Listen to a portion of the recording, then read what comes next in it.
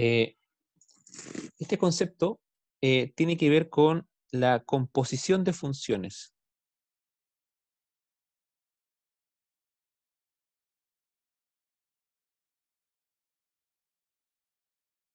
Tal vez muchos de ustedes se acuerdan de esto. No es muy difícil en todo caso. Pero es necesario recordarlo para poder definir una característica que tienen las funciones inversas y que está asociado a todo lo que hemos estado revisando, digamos, en esta unidad de funciones. La composición de funciones se expresa de la siguiente manera. Por ejemplo, si yo tengo una función f de x y tengo una función h de x, si yo quiero componer estas funciones, se escribe de la siguiente manera. Se escribe f compuesta en h de x. ¿Y qué significa componer una función en otra? En este caso estoy componiendo h en f. Supongamos que la función f de x fuera 2x más 1 y la función h de x fuera 4x menos 2. Vamos a hacer funciones súper simples, funciones afines, y que para poder explicar este concepto. Cuando yo hago una composición de funciones, lo que estoy haciendo, en otras palabras, es reemplazar la variable, es decir, la letra de la primera función con toda la segunda función. Es decir, si yo voy a componer la composición de f en h, perdón, de h en f, significa que yo voy a tomar la x de la f, que sería esta que está aquí, y la voy a reemplazar por toda la función h. ¿Sí? Entonces, ¿cómo me quedaría la composición de estas dos funciones?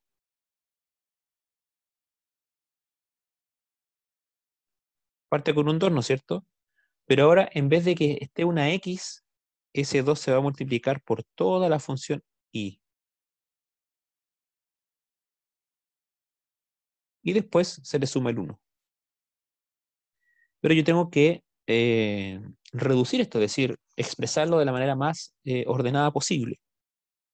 Entonces, la composición de de f en h va a ser igual 2 por 4, 8x, 2 por menos 2, menos 4 más 1, ¿no es cierto?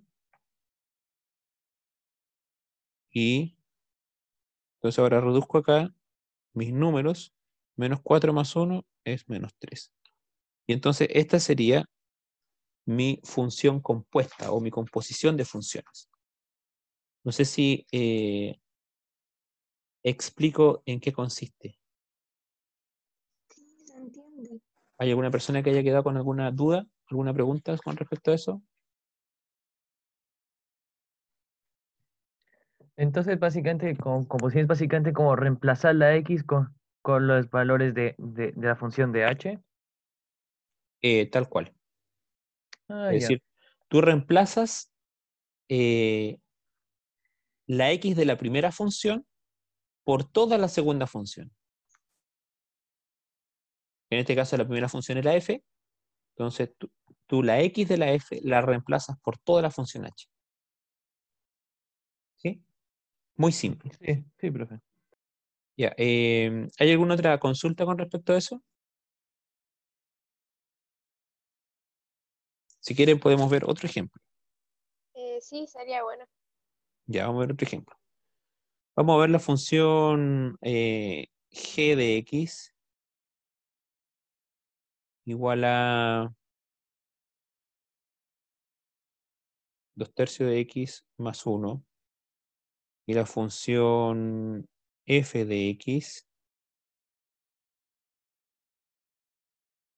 3x más 4. Hago al tiro una aclaración. Usted puede hacer la composición de G en F o puede hacer la composición de F en G.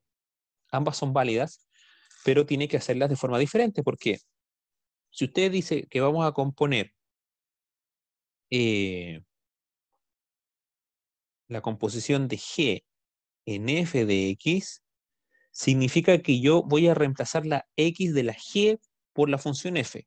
Si usted hace la composición de F en G al revés, usted va a reemplazar la X de la F con la función G. En este caso, vamos a hacer de G en F. Por lo tanto, vamos a escribir aquí 2 tercios, y ese 2 tercios se va a multiplicar por la función F, porque la función F va a reemplazar la X de la G. Entonces yo voy a reemplazar aquí 3X más 4. ¿No es cierto? Porque estoy reemplazando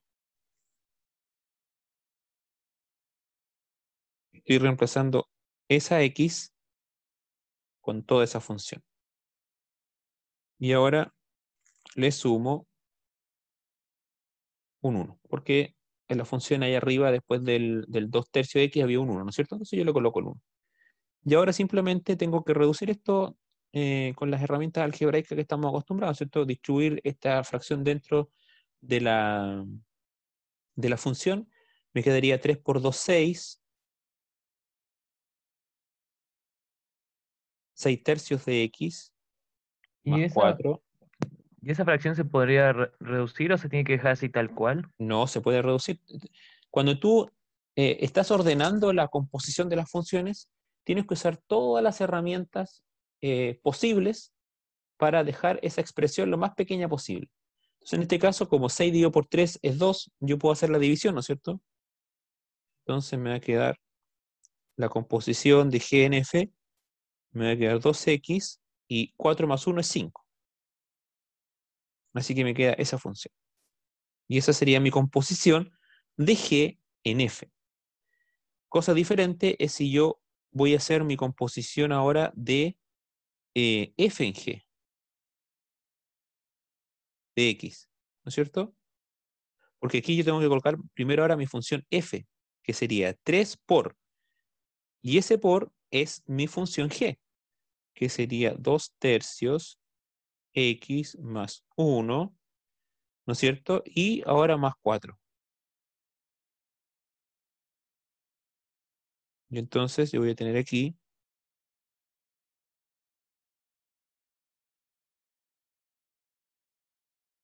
3 por 2, 6, X, 3 por 1, 3, más 4.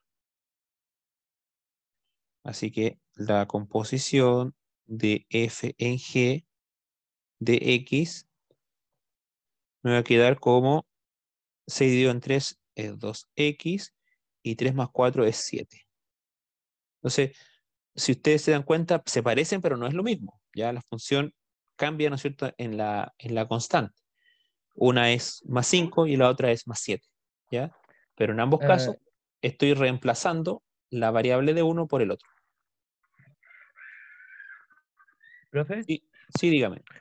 en la composición G por F, ¿por qué no multiplicó el 2 tercios por el 4? Tiene toda la razón. Ahí me equivoqué yo. Me salté ese paso. Disculpen. Ahí vamos a borrar y vamos a corregirlo el tiro. 4 por 2, 8 tercios, ¿no es cierto?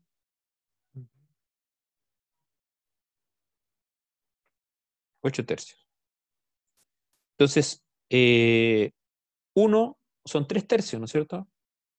Para sumar al tiro, para sumar de inmediato con tercios, ¿no? Tengo 8 tercios y 1 son 3 tercios. Entonces, 3 tercios más 8 tercios son 11 tercios. ¿Sí? ¿Estamos claros con eso, no? ¿Cómo? Eh, ¿Cómo? ¿Qué? ¿Qué? Ya, Más lento, más lento. Que me perdí. ya, es que si ustedes, yo eso se lo he repetido, es una herramienta muy útil, chiquillos. Si ustedes le están sumando a un entero, le están sumando una fracción, transformen ese entero en el tipo de fracción que tienen al lado. Es decir, ¿qué tipo de fracción tienen? Tienen tercios. Recuerden que la identidad de una fracción se la da el denominador. Entonces, ese 1, usted lo transforma en tercios.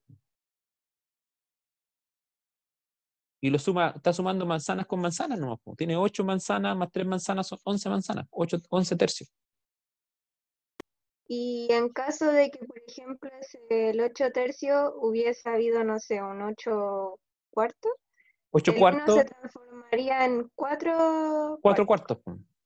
Ah, ya, ya. ¿Cómo hago Esa eso, parte. Antonia? Tiene que, por ejemplo, si...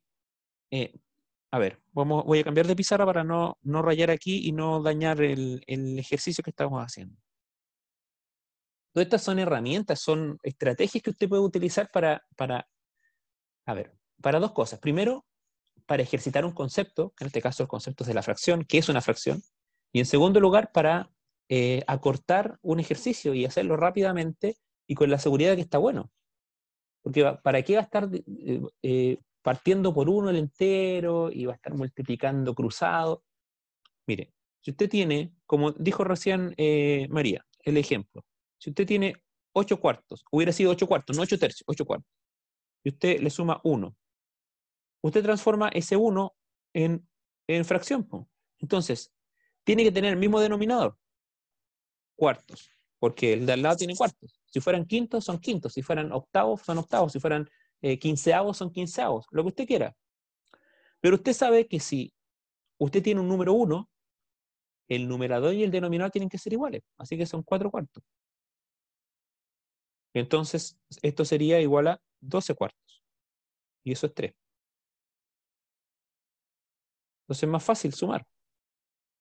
Ahora, si por ejemplo fuera un entero mayor, supongamos que nosotros tenemos, déjenme cambiar el color, si usted tuviera, por ejemplo,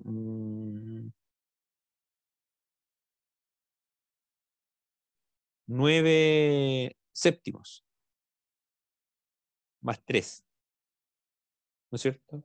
Y usted dice, bueno, ¿en qué transformo ese 3? En una fracción que tenga séptimos, ¿no es cierto? Pero, ¿qué numerador tendría que haber arriba para que le dé 3? ¿En qué número el 7 cabe 3 veces? En el fondo eso tiene que preguntarse. Tienen que ser séptimos. ¿En qué número el 7 cabe 3 veces? En el 21, ¿no es cierto? 7, 14, 21. 21 séptimos. 21 séptimos más 9 séptimos son, perdón, 28. 30 séptimos, ¿no es cierto? Ah, Sí, 21 más 9, sorry. 30, ¿no? Sí. Y listo, po. Después si puede simplificarlo, simplifica, qué sé yo, pero eso es una herramienta fácil para poder llegar a un resultado y mantener la identidad de la fracción, séptimos, no cambiársela. Y entonces tiene un entero, lo transforma en la misma fracción de al lado, y entonces los puede sumar o restar, dependiendo de lo que esté haciendo. Ahora, si para usted es más cómodo, en el caso de recién, que era, voy a cambiar aquí de página nuevamente, en el caso de recién, que eran 8 tercios, ¿no es cierto?, más 1, si para usted es más cómodo hacer esto, lo hace, no hay problema. Yo estoy dando un camino distinto si usted quiere tomarlo, si no, hace lo que usted está acostumbrada. Entonces ahí 3 por 1, 3, y multiplica cruzado, ¿no es cierto? 8 por 1, 8, y 3 por 1, 3. Y que sería lo mismo, ¿no es cierto? Eso es la suma clásica de una fracción, o de un entero con una fracción. Usted ese entero lo parte por 1 y lo transforma en una fracción. Ahora Multiplica sí, los denominadores y después multiplica cruzado, ¿no es cierto?, para hacer la suma. ¿Sí? ¿Iba a hacer algún comentario, Joaquín? Ese, ahora sí, no, decía que ahora con lo tercero que dijo, ahora sí, ahora sí se comprende mucho mejor, gracias. Ya. profe, ¿Sí, David? ese es un ejemplo diferente del ejercicio pasado. Esto que estoy mostrando aquí, estoy diciendo la segunda alternativa que tiene para sumar un entero con una fracción, que fue lo que hicimos aquí. Ah, En esta página, ¿no es cierto? Que como yo me había olvidado multiplicar 2 tercios por 4, 2 tercios por 4 son 8 tercios. ¿sí? Y entonces, para sumarlo con el 1 que estaba al lado, yo transformé ese 1 en 3 tercios y sumé directamente los tercios.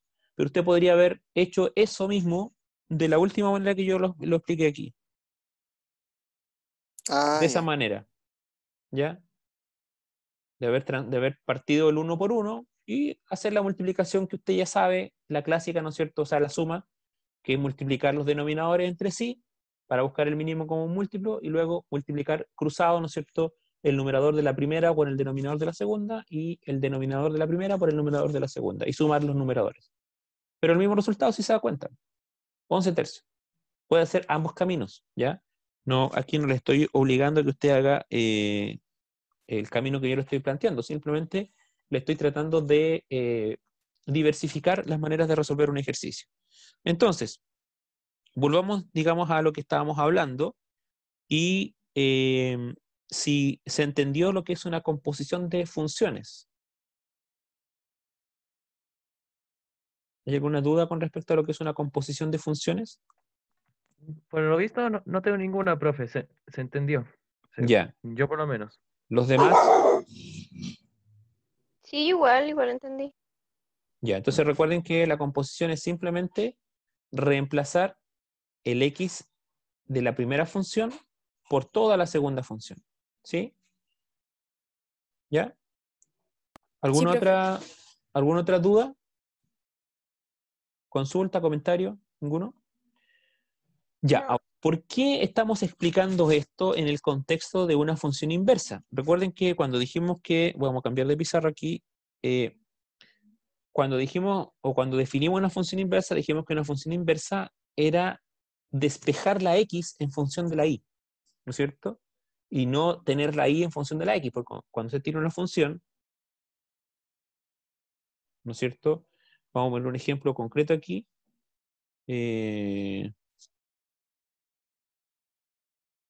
9 quintos x más 32 es lo mismo que decir y igual a 9 quintos x más 32, ¿no es cierto? Es decir, ahí nosotros tenemos la y en función de la x. La y depende de la x. Entonces, la y es nuestra variable dependiente y la x es nuestra variable independiente. Esos son conceptos, cuando le empiezan a pasar funciones, hablamos de eso, ¿no es cierto? O se habla de eso. ¿Qué variable depende de la otra? ¿O qué letra depende de qué letra? En este caso, la y depende de la x, porque va a depender de qué letra yo coloque, o qué número coloque como x, el resultado de la y. Por eso se dice que la y depende de la x. Entonces, cuando yo tengo la función inversa, yo tengo que despejar la x ahora y dejar la x en función de la y. Ahora, la x va a depender de la y. ¿Y cómo hacemos eso? ¿No es cierto? Pasamos al 32 dividiendo, igual a 9 quintos x, y luego pasamos el 5 multiplicando al otro lado. Me queda 5 por y menos 32 igual a 9x, y luego pasamos el 9 dividiendo. Y me va a quedar 5 novenos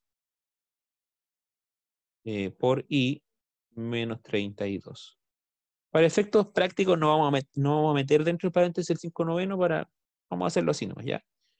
Y vamos a dejar aquí igual a x. Entonces ahí yo determino mi función inversa, pero recuerden que la función inversa, o para expresar, digamos, en forma terminada, completa la función inversa, yo debo poner f a la menos 1 de x, ¿no es cierto? Va a ser igual a esta función que está aquí, 5 novenos, y ahora aquí reemplazo una x, menos 32, ¿sí?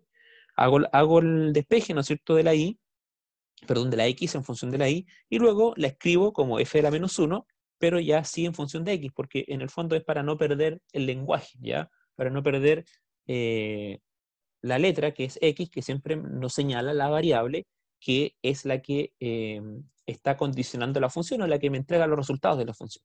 Y en este caso es la x. Entonces aquí yo tengo mi función original, allá arriba, y acá abajo, al final, escribí la función inversa. Aprendimos en la clase pasada que esto es la función inversa, y aprendimos también que una función biyectiva es una función, o sea, puede tener funciones inversas. Ahora, aparte de eso, nosotros aprendimos también en clases anteriores el concepto de función afín. ¿Se acuerdan? Dedicamos una guía y una clase específica a hablar de la función afín. Y dijimos que la función afín era como una variación de la función lineal. ¿Se acuerdan que la función lineal era, por ejemplo, esta? 2x. Entonces, esa función pasa por el origen, ¿sí?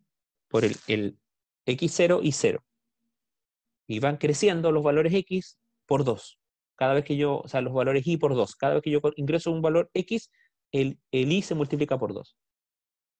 Pero la función afín, una función afín de esa función lineal sería 2x más 1.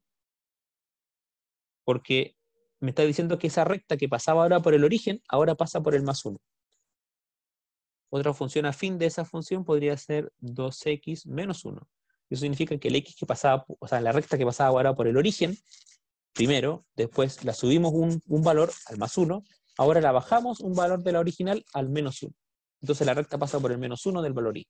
Entonces recuerden que siempre este segundo valor, ¿no es cierto? Este segundo valor es el valor que nos indica el cruce de la recta por el eje y. ¿Por dónde pasa la función en el eje y? Por ese número.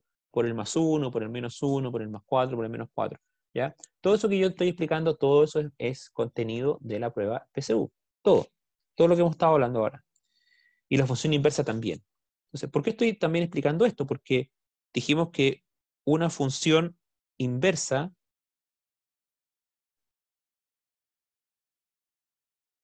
debe ser una función biyectiva, que fue lo que aprendimos la semana pasada. Y una función biyectiva es una función inyectiva y sobreyectiva a la vez, al mismo tiempo. ¿Sí? ¿Cómo recordamos eso? Dijimos que tenemos un conjunto acá que tiene un conjunto 1, una letra 1 y 2, ¿no es cierto? Y aquí tenemos un conjunto que tiene el valor 10, 100 y 1000. Entonces decimos que una función es inyectiva cuando cada imagen del conjunto, en este caso del conjunto B, tiene solo una preimagen de A. Pero esa función es solamente inyectiva, no es sobreyectiva. ¿Por qué no es sobreyectiva? Porque me sobra un elemento de B. ¿Cuándo es una función es sobreyectiva? Una función es sobreyectiva cuando todos los elementos de B están ocupados o tienen una preimagen de A.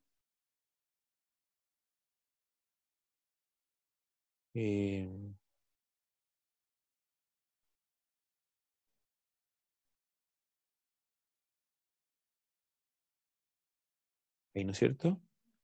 Entonces, ese tiene esa imagen, el 1 es el 10, el 2 tiene su imagen como el 100 y el 3 también tiene imagen el 100. Ahí estamos frente a una función sobreyectiva. Entonces, la primera es inyectiva. Estoy recordando lo de la clase pasada, ¿ya? Porque estoy haciendo un resumen para que podamos avanzar al siguiente concepto de una función inversa. Esta es sobreyectiva.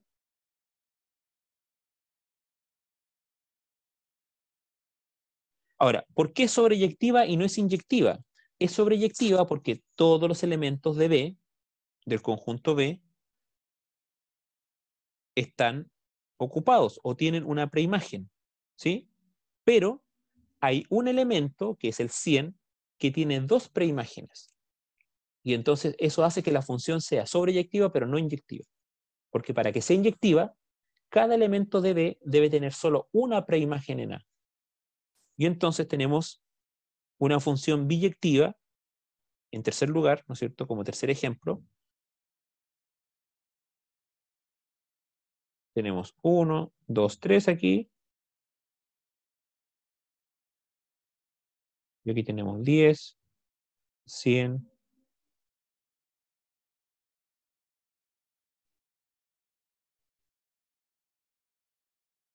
Y ahí estamos frente a una función que es biyectiva. ¿Por qué? Porque es inyectiva. ¿Por qué es inyectiva? Porque los elementos de B tienen solamente una preimagen al otro lado. ¿no es cierto? ¿Y por qué es sobreyectiva? Porque están todos los elementos de B ocupados. No hay ningún elemento de B que sobre. Entonces es inyectiva y es sobreyectiva a la vez, y eso significa que es una función biyectiva. ¿Sí? Y por lo tanto, si es una función biyectiva, tiene función inversa. Ahora, toda función, voy a escribirlo aquí,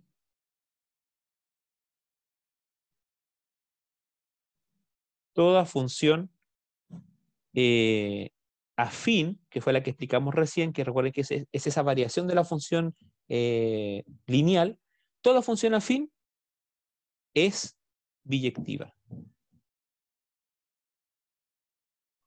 Si usted hace un diagrama sagital como el que está arriba, de cualquier función afín siempre le va a dar así. Siempre un elemento de A va a tener una imagen en B y van a estar ordenaditos así. ¿Ya? Por lo tanto, toda función afín es biyectiva y por lo tanto toda función afín tiene, ¿cierto? Es biyectiva y por lo tanto tiene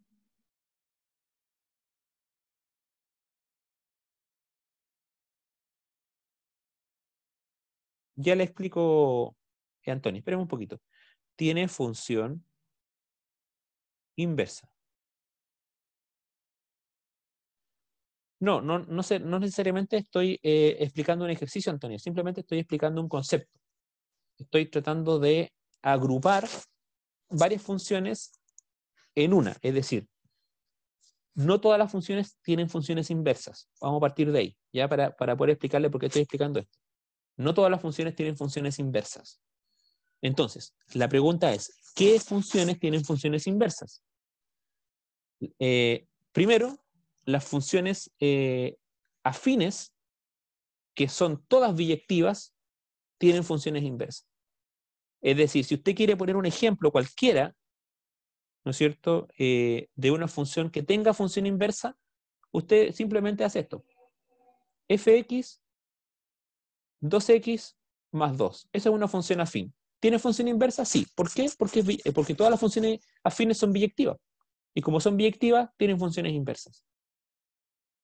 Podría ser también 3 medios x menos 1. Esa también es una función afín. Y como es afín, es una función biyectiva y por lo tanto tiene función inversa. Toda esa explicación que di es simplemente para justificar o para corroborar, para demostrar que si usted quiere estar seguro de que una función tenga función inversa, utilice una función afín. Porque las funciones afines, todas son biyectivas y por lo tanto todas tienen funciones inversas. ¿Me explico por qué estaba dando toda esa explicación? Ahora vamos a ir a un ejercicio propiamente tal, ocupando todo lo que hemos dicho. ¿Ya? Porque todo esto lo estoy diciendo para dar una característica de las funciones inversas, porque nosotros dimos 3 características en la clase pasada. ¿Ya? Dijimos que las funciones inversas tenían 3 características. Perdón, inversa. Ahí. Primero, son funciones biyectivas. Ya lo explicamos, ¿no es cierto? Ya lo recordamos. Son biyectivas. Y un ejemplo de eso son las funciones afines. Segundo, si yo tengo una función, ¿no es cierto?, f, que tiene una función inversa f a la menos 1, ¿no es cierto?, el dominio de f es igual al recorrido de f a la menos 1. Porque se invierten. Entonces, el dominio de f, ¿no es cierto?, pasa a ser el recorrido de f a la menos 1. O es el recorrido de f a la menos 1. O es lo mismo. Y también dijimos que si yo tengo una función f que genera una función f a la menos 1, el recorrido de f iba a ser igual al dominio de f a la menos 1. Porque recuerden, si yo tengo acá una función a, 1, 2, 3, perdón, 1, 2, 3, Y aquí tengo mi recorrido, 10, 100 y 1000. Y entonces yo tengo acá, S va con S, S va con S, S va con S. Ya sabemos que es una función biyectiva, por lo tanto tiene función inversa. Me faltó poner aquí el conjunto B. Y si yo... Aquí tenemos nuestro dominio, ¿no es cierto? Y aquí tenemos nuestro recorrido. Y la función, esa es función f. Si yo planteo la función f a la menos 1, va a ser así. Perdón, 10, 100, 1000. Ese va a ser mi conjunto B. Y ahora voy a tener aquí 1, 2, 3. Y entonces ese va a ir con ese va a ir con ese y ese va a ir con ese. Y esto corresponde entonces a la función, esto es mi conjunto A aquí, y aquí está la función f a la menos 1. Entonces, si ustedes se dan cuenta, al mirar ese diagrama sagital, ¿no es cierto? Aquí, el dominio, ¿no es cierto?, de f, que era 1, 2, 3, ahora es el recorrido de f a la menos 1. Y eso es lo que está escrito ahí arriba. En la característica número 2, ¿no es cierto?, dijimos que el dominio de f, que era 1, 2, 3, es igual al recorrido de f a la menos 1. ¿Y cuál es el recorrido de f a la menos 1? 1, 2 y 3.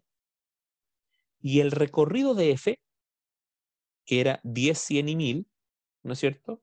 Ahora en la función inversa, que es f a la menos 1, ese recorrido es el dominio de f a la menos 1, que es 10, 100 y 1000.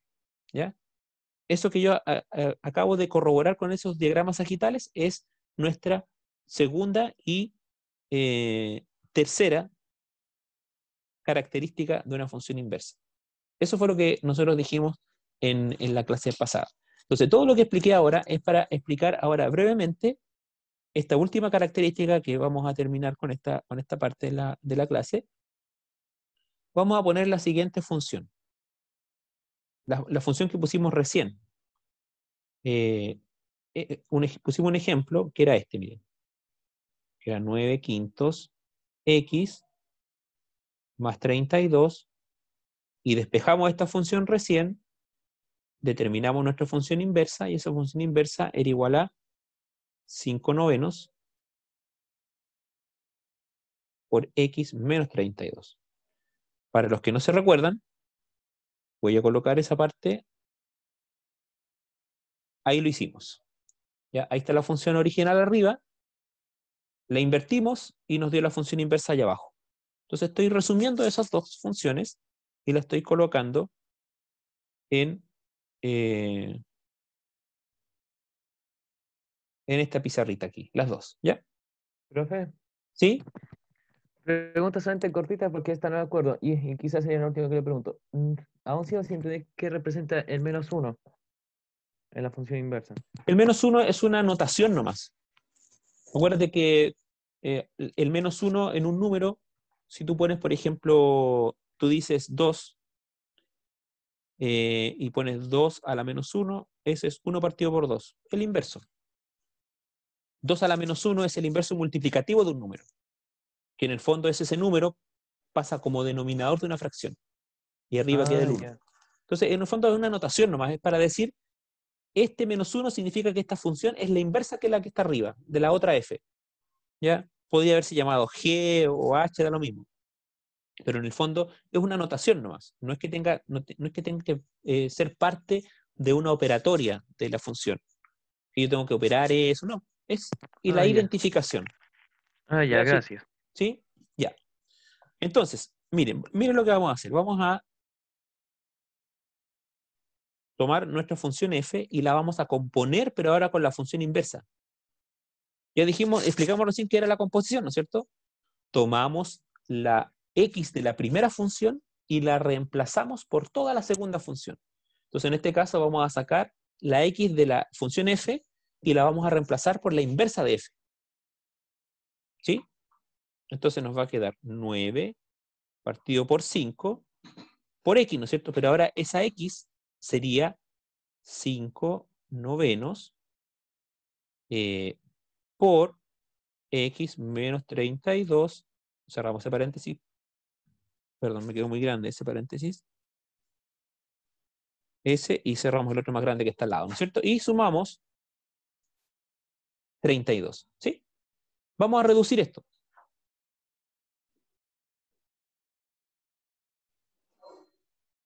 ¿5 por 9? 45. 5 por 9, 45. Y eso por x, ¿no es cierto? Menos 32. Y eso más 32. 45 dividido por 45 es 1, ¿no es cierto? Así que nos va a quedar ahí 1 por x menos 32 más 32. Y si multiplicamos el 1 para adentro del paréntesis, nos va a quedar todo igual, ¿no es cierto?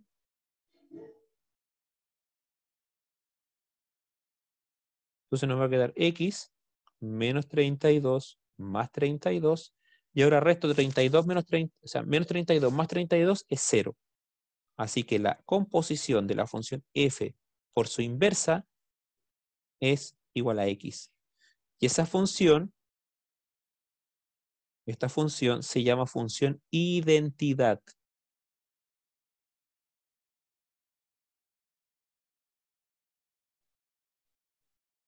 Identidad. Toda función que solamente es igual a x se llama función identidad porque es como un espejo. Si usted coloca una x, o sea, si usted reemplaza el x por 1, el y es 1. Si usted reemplaza el x por 2, el y es 2. Si usted reemplaza el x por menos 5, el y es menos 5. Es como un espejo. Usted coloca una x y la y es el mismo número. Por eso se llama función identidad. Y si usted grafica la función identidad siempre va a ser así. Ahí tenemos el eje y, el eje x, y la función identidad siempre es una recta que pasa por el origen. Así. Esa es la función identidad. Entonces, aquí está la cuarta característica de una función inversa. Si una función tiene función inversa, al hacer la composición de la función original por su inversa, el resultado de esa composición siempre es la función identidad. Es decir, usted siempre va a reducir todos los términos y le va a quedar solamente x. Cualquier función que esté, si una función tiene función real inversa, el resultado de esa función es siempre la identidad. Mire, vamos a ver un ejemplo más y con esto terminamos. Vamos a hacer una función más simple. Tenemos f de x igual a 2x más 1. Vamos a despejar eso, ¿no es cierto? Y igual a 2x más 1 sería y menos 1 igual a 2x. Pasamos el 1 para el otro lado, ¿no es cierto? Restando. Y el 2 pasa dividiendo. Me va a quedar y menos 1 partido por 2 igual a x. Ahí tenemos nuestra función inversa. Así que podemos decir que nuestra función inversa, me quedo ahí para tener espacio. La función inversa f a la menos 1 de x es igual a x menos 1 partido por 2, ¿no es cierto? Que es lo que acabamos de despejar. Ahora hagamos la composición. F compuesta por f a la menos 1 de x. 2, ese 2 que está ahí arriba, y ahora lo reemplazamos por la función inversa, que sería x menos 1 partido por 2. Y a eso le sumamos 1, porque esa es la función original arriba, ¿no es cierto? Muy bien. Entonces vamos a multiplicar ese 2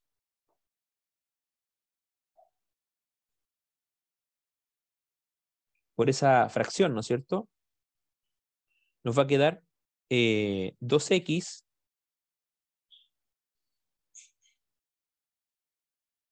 menos 1, perdón, menos 2,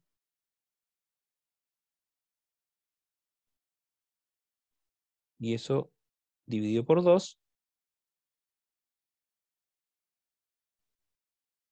Sí, 2x partido por 2. Y 2 por menos 1 menos 2 partido por 2. Más 1. Ahí está, ¿no es cierto?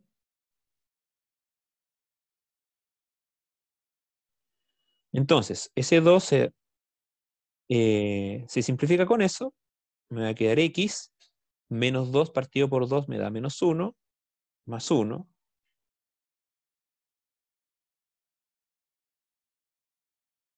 Y entonces ahora resto menos 1 más 1, 0. La composición, función identidad. ¿Sí? Es decir, siempre que usted haga la composición de la función por su función inversa, el resultado siempre va a ser x. Siempre va a ser función identidad. Si la función inversa no es real, o sea, usted despejó y, porque usted puede despejar y cualquier función, pero esa función realmente no existe porque no es una función biyectiva, porque no cumple con los requisitos, al usted hacer la composición de ambas funciones, no le va a dar x. Le va a dar una x acompañada de números o de más, digamos, términos, y no le va a dar la función identidad como corresponde. No sé si se entendió, digamos, finalmente esta cuarta característica de una función inversa. No sé si hay alguna pregunta con respecto a esto. Consulta. Yo, Dígame, Valentina. es que mire, no sé cómo explicarlo, pero en la fracción donde sale x menos 1 partido en 2, ¿Ya? usted abajo, cuando multiplicó, ¿por qué puso dos denominadores si era uno Porque toda la fracción? porque cuando un denominador está dividiendo a una suma arriba, tú lo puedes separar. Porque en el fondo Ya. ese denominador 2 está dividiendo a la x y al 1. ¿No es cierto? Entonces yo separé eso en dos fracciones para hacerlo más, para que se entendiera más fácilmente cómo se simplifica. Pues en el fondo multiplico Ya. 2 por x, 2x, 2 por menos 1, menos 2. Y entonces el 2 de abajo lo separo hacia el x y hacia el 1 más. Eso fue todo lo que hice. Ya entendí, gracias. ¿Ya? ¿Alguna otra pregunta, chiquillos? Yo no entendí bien eso. ¿Y qué pasa si es que al final el resultado nos da la X, pero también da otro número? Significa que esa función inversa no existe. La función original no tiene función inversa. Eso significa. Pero si tú sabes, por definición, por eso ocupé tanto tiempo en eso, por definición tú sabes que una función afín, como esta que escribimos recién, 2x más 1 es una función afín, siempre va a tener función inversa porque es biyectiva. Por lo tanto, te tiene que dar x al final. Si no te da x porque hiciste mal la composición, ¿no? Pero si tienes una función cuadrática, es decir, una función x elevado al cuadrado, la función x elevado al cuadrado no es biyectiva. Y si no es biyectiva, no tiene función inversa. Y entonces, si tú despejas x cuadrado, ¿no es cierto? Una función x cuadrado, la despejas en función de y haces la composición, no te va a dar x, porque esa realmente no tiene función inversa. ¿Se entiende, Joaquín? Ya, profe. Sí. En el fondo eso significa simplemente, estamos demostrando una característica más de la función inversa que nos dice que si yo compongo la función original por su inversa, el resultado siempre es la función identidad, en el caso de que la función tenga función inversa. Si esa función no tiene función inversa, al yo hacer la composición, no me va a dar la función identidad. ¿Ya? Entonces, en resumen, ya dijimos que una función inversa es una función en donde yo despejo la x y la dejo ahora en función de y, al revés, ¿sí? Para que una función tenga función inversa, debe ser biyectiva. Y dijimos que todas las funciones afines son biyectivas. Y dijimos también que estas funciones inversas tienen hasta ahora 4 características. La primera es que son biyectivas. La segunda es que es una función que tiene función inversa, el dominio de la función va a ser igual al recorrido de la función inversa. Y el recorrido de la función va a ser igual al dominio de la función inversa. Y la cuarta característica es que si yo hago una composición de la función original con la función inversa, el resultado siempre es la función identidad. Es decir, siempre va a quedar igual a x solamente. Y se van a eliminar todos los números. ¿Ya? Bien, ¿alguna otra pregunta? Profe, o sea, siempre que sea función identidad, algo así se llama, sí o sí siempre te va a dar X. No, no.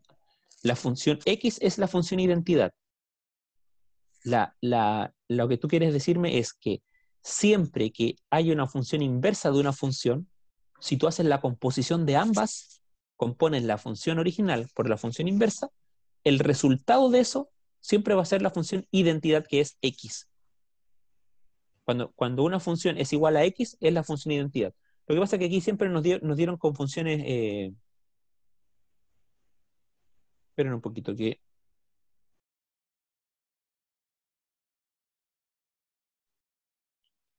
Hemos hecho todas las ejemplos, digamos, con composición, pero esa es función identidad. Esa es función identidad. La letra que tú quieras. Porque si, por ejemplo, yo quiero reemplazar y digo f de 1 es igual a 1. F de menos 5 es igual a menos 5. F de menos 3 es igual a menos 3. F de 4 es igual a 4. Por eso se llama identidad, porque es como un espejo. Yo coloco un número y el resultado es el mismo número. Entonces, siempre que tú compones la función original por la función inversa, el resultado siempre es x. Al despejar todo, al reducir todos los términos de la función, siempre el resultado va a ser x. ¿Se entiende, Amy? Sí, ahora sí, gracias. Ya. ¿Alguna otra pregunta, chiquillos? ¿Duda?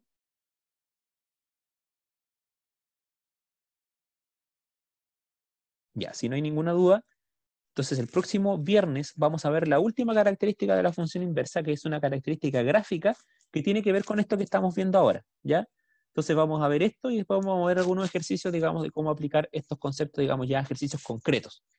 Todo lo que hemos dicho hasta ahora es simplemente conceptual, ¿ya? Hemos definido una función inversa y hemos caracterizado esa función inversa. Y hasta el momento llevamos 4 características, ¿sí? Nos falta la última, la número 5. ¿Ya? Y así que a partir de esa clase vamos a empezar a hacer ejercicios y la próxima guía que reciban de esto va a tener un resumen de lo que es la función inversa, como ya lo hemos visto en todas las clases, va a tener un resumen de la función inversa y van a tener ejercicios de funciones inversas, ¿ya? Para poder redondear, digamos, este contenido. Bien, chiquillos, me despido entonces. Cualquier duda, me escriben a mi correo o si necesitan alguna cosa, de alguna guía, alguna información, también me pueden escribir hasta ahí, ¿ya? Que tengan un lindo fin de semana. Cuídense Chao, mucho, por profe, favor. igual, Chao, Gracias, profe. esté profe. bien. Chao, Chao. profe. Chao, chao. Que estén muy bien.